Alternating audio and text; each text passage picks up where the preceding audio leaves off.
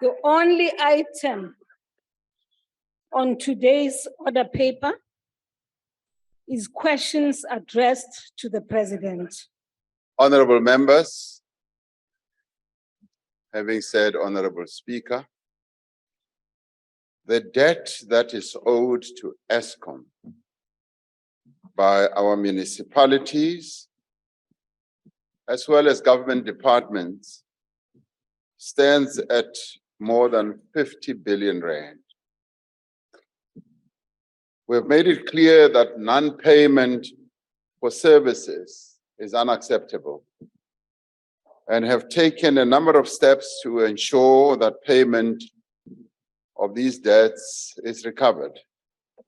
As announced in the State of the Nation address in February and in an address to the nation on the 25th of July of this year, a range of initiatives are currently underway as a matter of urgency to address the load shedding that we are going through right now.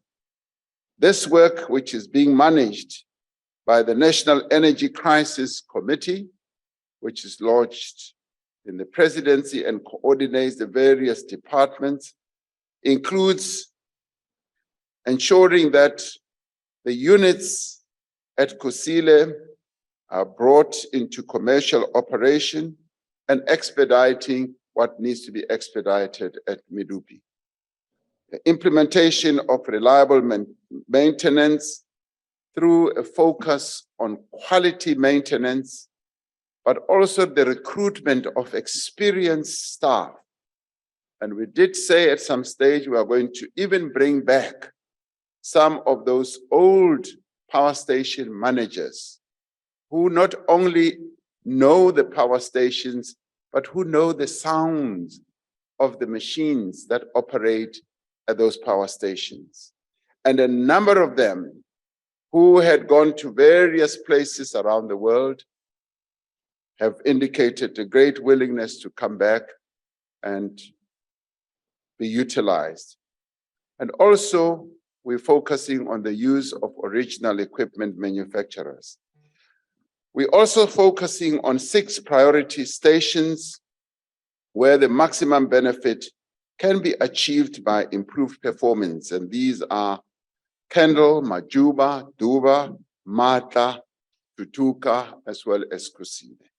Now, this work is obviously taking place alongside efforts to accelerate initiatives to add more generation capacity to the grid through gas, solar, wind, and hydro.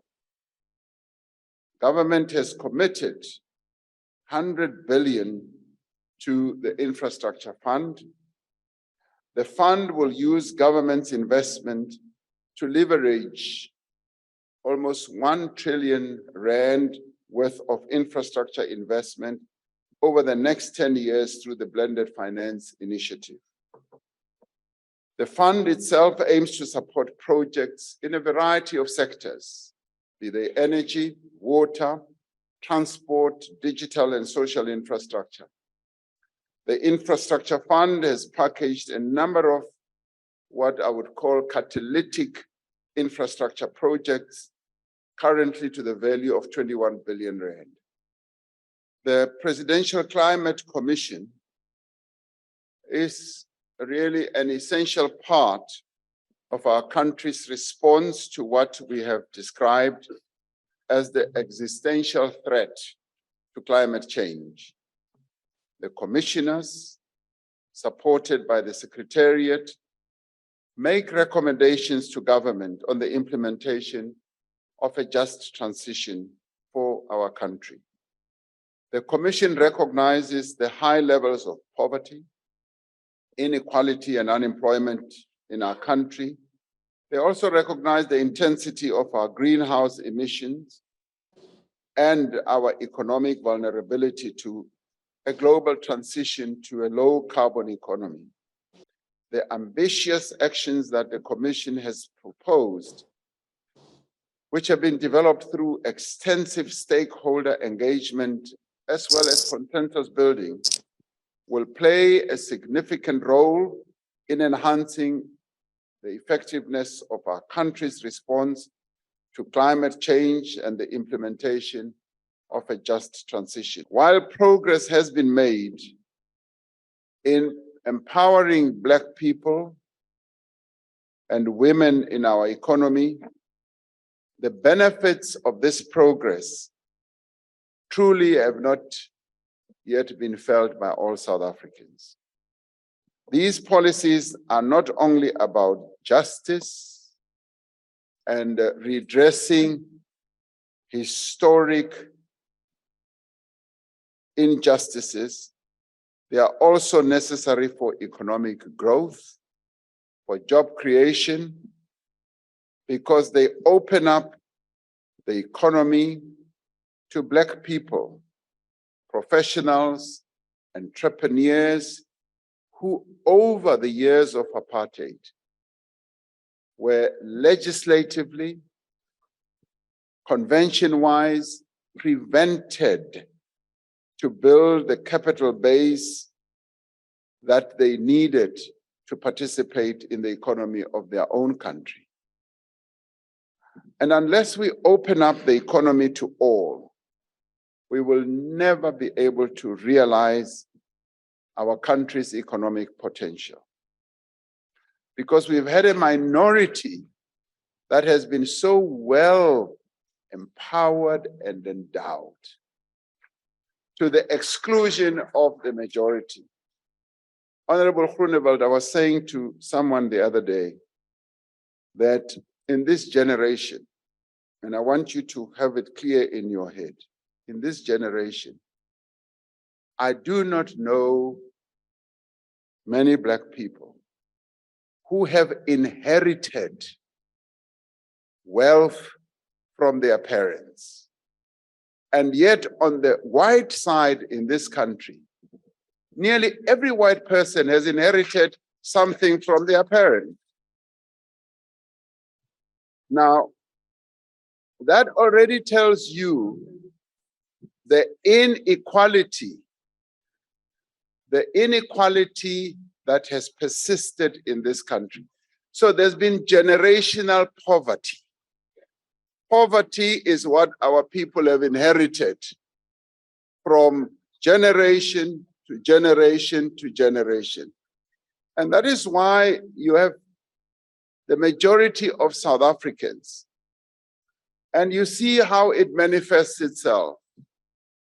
You see it by having the number of indigent families who cannot afford to pay for the services that they need, electricity, water, and all. Why is that so? Because they're poor. They have nothing. Now, these policies were therefore introduced. They were therefore introduced to ensure that Black people do have a meaningful stake in the economy of their country and are able to pass on something other than poverty to the next generation. The impact of travel restrictions and lockdown measures in nearly every region of the world has led to a significant drop in airline activities and revenues. As the industry recovers, the African Continental Free Trade Area presents enormous opportunities for access to new markets in Africa for goods and services that originate from our own country. Full implementation of the single air transport market across the continent will provide a great opportunity for our country, particularly its airlines, including South African Airways, to expand regional linkages and to contribute to our goal of an integrated and prosperous continent. I thank you, the Honorable the President. That concludes questions to the President.